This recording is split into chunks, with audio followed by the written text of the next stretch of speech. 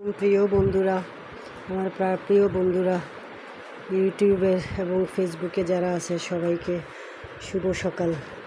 আমি দেখাচ্ছি আজকে নিয়ে আসছি নতুন করে এই যে খাটের নিচে যে আম আজকে নতুন করে আমরা ঠুসি দিয়ে আম পেরেছি।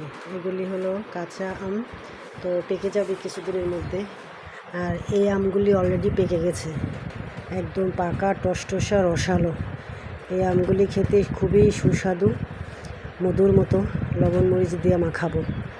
তার পাশাপাশি জাম পেরেছি কিছু, লেবু পড়ে গেছে 3টা।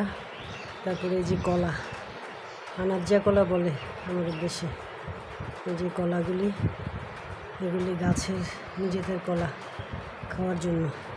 আপনারা বেশি বেশি কলা গাছ লাগাবেন। কলা গাছ লাগালে আপনার শরীর সুস্থ থাকবে এবং ময়লা পরিষ্কার হবে।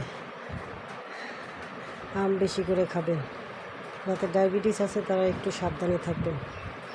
বন্ধুরা, যে যেখানে থাকবেন, আমার নতুন বন্ধু যারা আছে আমার চ্যানেলটাকে সাবস্ক্রাইব করবেন, এবং যারা পুরনো বন্ধু তাদেরকে অসংখ্য ধন্যবাদ আমার চ্যানেলটাকে সাবস্ক্রাইব করার জন্য।